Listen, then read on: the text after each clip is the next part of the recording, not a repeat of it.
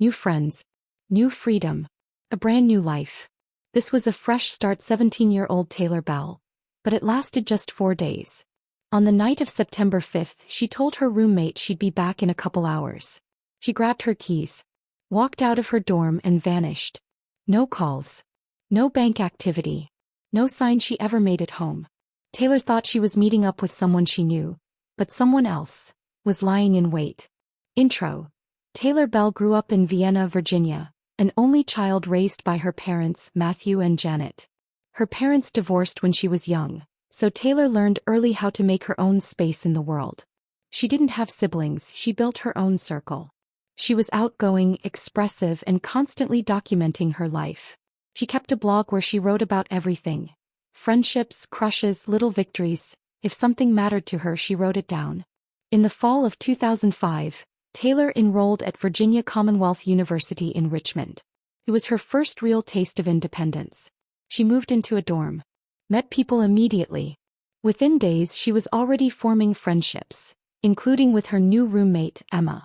Her mom later said Taylor sounded genuinely happy on the phone. Excited, hopeful, like she had finally stepped into the next chapter of her life. And she had.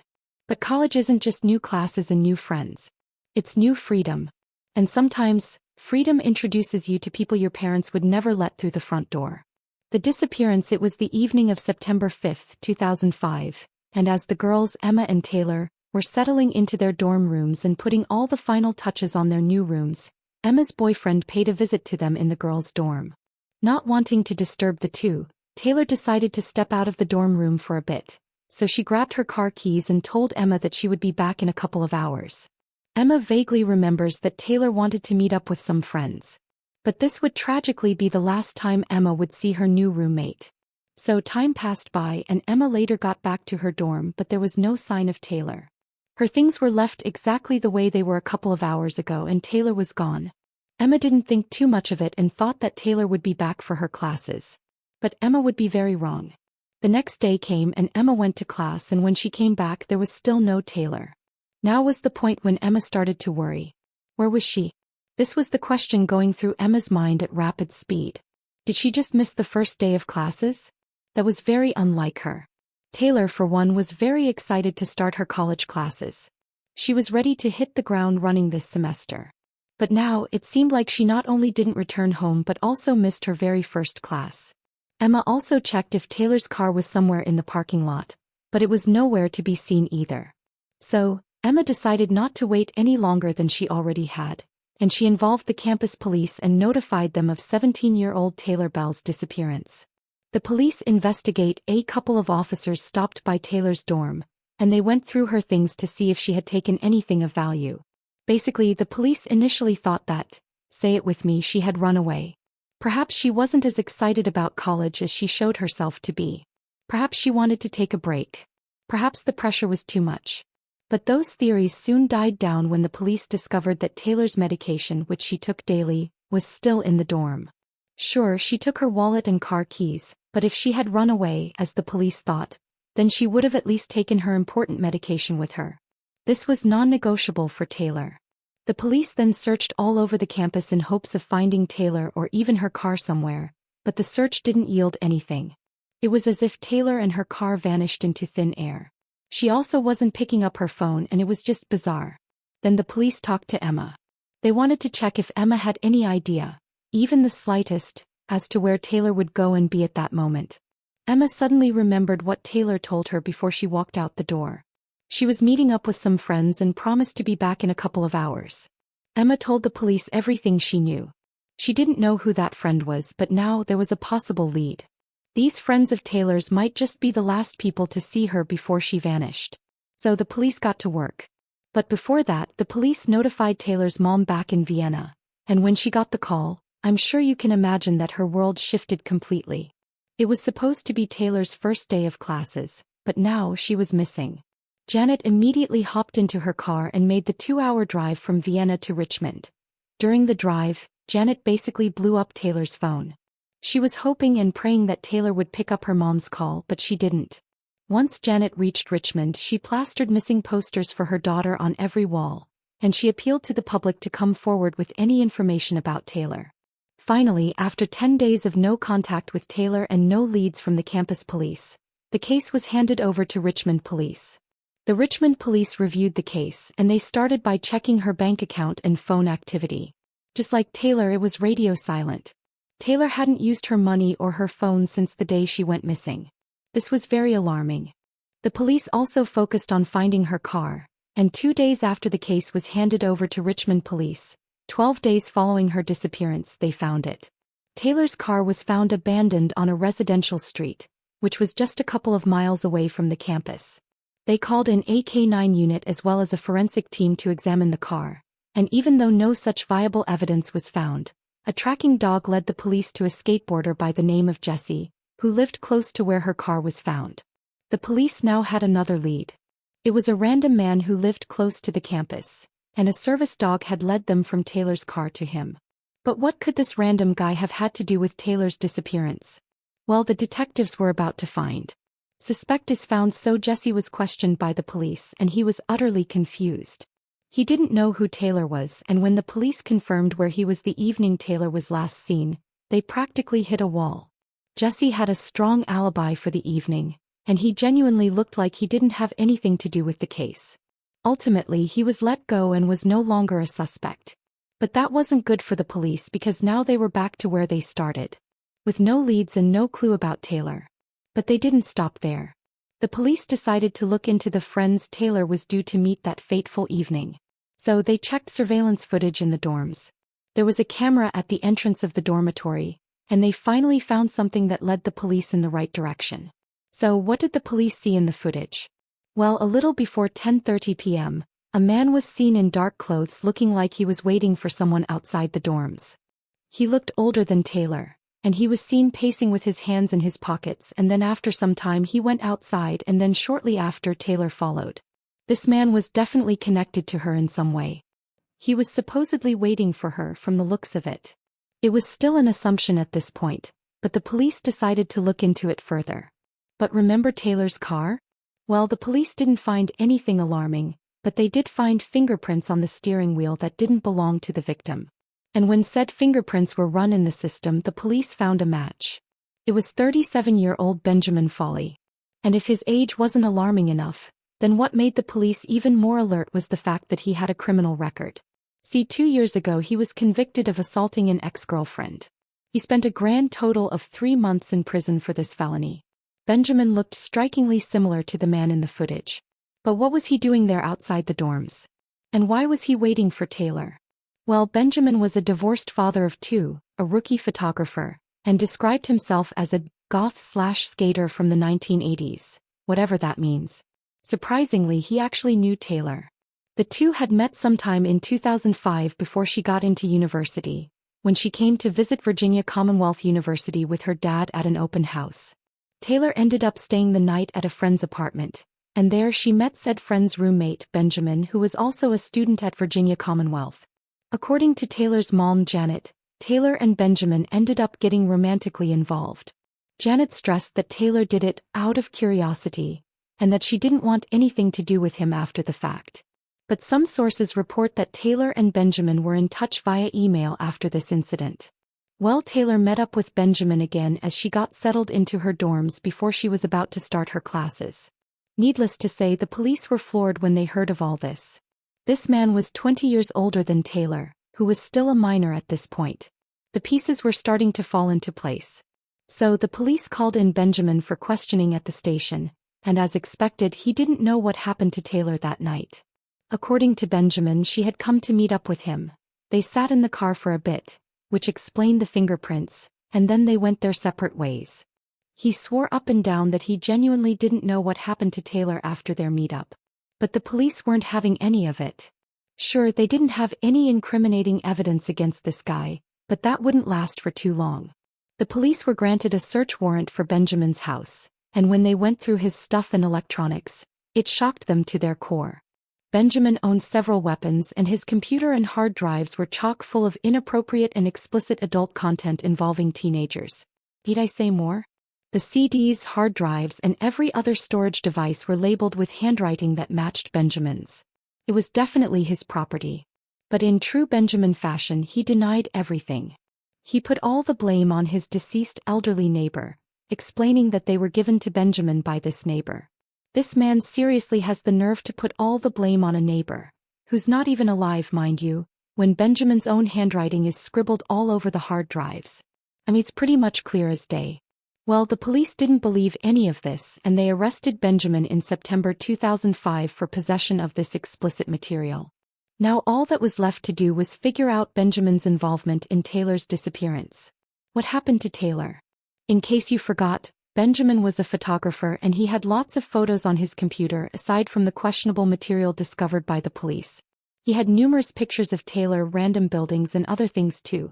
But you might be wondering why the police were looking into a sea of photos and not asking Benjamin anything about Taylor. Well, Benjamin wasn't spilling anything. He had his lips zipped, and he wasn't talking to the police or giving up any information about Taylor or what happened to her. So the police had to do some digging on their own. After showing the photos Benjamin took to many people who knew him, one person identified a certain photo. It was Benjamin's ex-girlfriend with whom he had recently broken up, and she found a familiar sight in this stack of photos. It was a picture of an abandoned house where her parents once lived in Matthews County. She was surprised to see the picture of that house in the photos because it was simply unassuming. Not to the police though. They decided to send out a team to search the abandoned house. It was about 100 miles away from where Taylor was last seen, but the investigators had to give it a shot. It was now nearing a month into Taylor's disappearance, and when the police searched the area around the house in Matthews County, they came across a ravine, and were hit with that strong and unmistakable odor. Things were not looking good. Ultimately, the police made a devastating discovery. As expected, they found remains near the ravine, and from dental records, they belonged to none other than 17-year-old Taylor Bell. Due to the condition of the remains, it was impossible to determine the cause of death. But now the search for Taylor was finally over, but it wasn't a good ending. Taylor, who was just 17, lost her life, and life as Taylor's parents knew it was never going to be the same. Following the discovery, Benjamin was now much more cooperative and open to talking to the police. Maybe he knew that he was done for and he was already in jail for the illegal videos he had in his possession, so I'm assuming that he was done hiding things. According to Benjamin, Taylor had called him wanting to meet up. Apparently she had broken up with her boyfriend and, well, we all know how that goes. Benjamin claimed that Taylor was upset and very angry when he arrived. I don't know if the police talked to Emma about how Taylor looked and felt that day, but according to what we know, Taylor was her usual self, so we don't know for sure if this aspect of the story is true or not. But Benjamin told the police that Taylor came to his apartment and the two engaged in physical relations. But apparently this wasn't enough for Taylor. She and Benjamin went back to the dorm to get the keys to her car and a few other things because, supposedly, she had a plan in mind. Now this was after 10 p.m. If you remember, CCTV footage also showed Taylor entering the dorm and Benjamin waiting for her outside. This corroborated the events. Well, later Taylor told Benjamin that she wanted to experiment. Now, I'm not going into any more detail than that, you can fill in the blanks. But the two decided to go to an abandoned house 100 miles away from Richmond to supposedly act out this fantasy. Because apparently a nearby hotel or something simply wasn't an option. To keep it PG, Taylor basically asked Benjamin to choke her, but he refused. After this, she apparently got angry at him and started threatening him. She told him that if he didn't do as he was told, then she would go to the police and tell them everything about him, and about how they'd been together since she was a minor. This put Benjamin in a tight spot, so he felt had to go through with it. But in the process of playing out this fantasy, Taylor lost her life. Benjamin's actions escalated beyond the point of no return, and naturally after the fact he freaked out. He was scared of getting caught, so he needed to think fast about a plan. And what did he come up with? Instead of going to the police, he decided that the best thing to do was to get rid of Taylor's body near the abandoned house and pretend that nothing ever happened. He thought that he would escape the consequences unscathed. He didn't call for help. He didn't call the police. He simply got rid of the problem and went on his merry way. Benjamin also went on to say that he was under the influence during the act and he didn't realize that he had gone this far. He is basically trying to put all the blame on Taylor, who obviously is not there to tell her side of the story anymore. Which, oddly enough, is exactly what he tried to do with his supposed neighbor, pin his crimes on the deceased because they can't defend themselves. Well, at this point it was already hard to determine what happened to Taylor given the state of the remains, but I don't think Benjamin is a reliable person to begin with. He continuously changed his story, went back and forth, and like most suspects, refused to take any responsibility for the murder. In Benjamin's mind, it was all Taylor's doing. It was an accident, and he just went along with whatever Taylor asked of him because he didn't want to get caught. Well, the investigators let Benjamin roll with whatever story he was blurting out, because they knew he was lying in some form or another anyway. He was going to get tried for murder regardless, so they just let the guy talk, I guess. But they had checked every single social media post, blog entry and personal diary of Taylor, and not once was there any sort of blip or even an inkling that Taylor would have been interested in this sort of thing. To top it off, the police also found duct tape on Taylor's clothes, and this indicated a very dark reality of the whole incident. Even though Benjamin tried to explain the duct tape too, by pinning it all on Taylor once again, the police were certain that Benjamin was hiding something or not being truthful about how the events played out. He would change his story every time a new detail was mentioned and somehow connect it all back to Taylor, claiming it was her own fault. The trial and sentencing following this whole scene, Benjamin Foley was charged with the first-degree murder of Taylor Bell, and he was already facing a life-in-prison sentence for the illegal materials found in his possession. But he decided to take a plea deal. He entered an Alford plea to a charge of second-degree murder. Basically, he knew that the prosecution had enough evidence to convict him, but he didn't admit any guilt for the crime. He showed up to court with photos of his daughters, perhaps begging for leniency. But this was just seen as a sickening move. To use the photos of his own daughters as leverage in a criminal case involving a teenager. I can't even wrap my head around that one. This man should never even be allowed near his daughters, let alone a woman or a girl, ever. Now this part might anger you, but as part of the plea deal, the life-in-prison sentence was also dropped, and Benjamin was given a 30-year prison sentence, meaning he will almost certainly be let out into the free world again at some point. At his trial, he didn't even address the Bell family or even apologize for what he had done to an amazing young woman who was so excited to start college. According to Benjamin's attorneys, he was reluctant to accept the plea deal and thought very highly of Taylor and never wanted to intentionally harm her in any way. But as we all know, this was a 100% lie. Benjamin only wanted one thing from her, and he was determined to get it one way or another. Taylor's mom, with whom Taylor was very close, since she practically lived with her alone following her parents' divorce, was at the sentencing and she was incredibly emotional. She was glad that she didn't have to go through the painful trial, but there was nothing the justice system or anyone could do to ease her pain and this immeasurable loss. Janet says that she can never truly find closure when she lost her daughter, her best friend, and a person who was so important to her. She does feel extreme guilt that she let her daughter hang out with a man 20 years her senior, and this was a painful lesson for her. She pleaded with other parents to be wary of people on the internet and people their impressionable kids interact with, because no one really knows who is present on the other side of the screen. As Taylor's legacy, her parents advocated for other parents to pull back the curtain, talk with their teenage children like friends, and warn them of the dangers of predatory behavior and strangers they meet online. The internet, especially these days, is a terrifying place for children to be. But also, had it not been for the internet and the photos on Benjamin's computer and his MySpace, Taylor likely would have never been found, and her parents wouldn't have been able to properly say one final goodbye to their beloved daughter. After all was said and done, Taylor was laid to rest the day after what would have been her 18th birthday, on October 14, 2005. She was an only child and she lost her life so tragically. We will never truly know what really happened to Taylor on that fateful evening, but the loss weighs heavily on everyone involved. This is yet another case where the internet allowed people to hide their true selves from their victims. And please, if nothing else, let Taylor's story be a lesson to parents everywhere to always monitor what your children are doing online. There are so many incredibly terrible people out there, just lying in wait for kids who may not know any better. Taylor, unfortunately, wasn't able to make it out. But please don't let one of your kids end up the same way.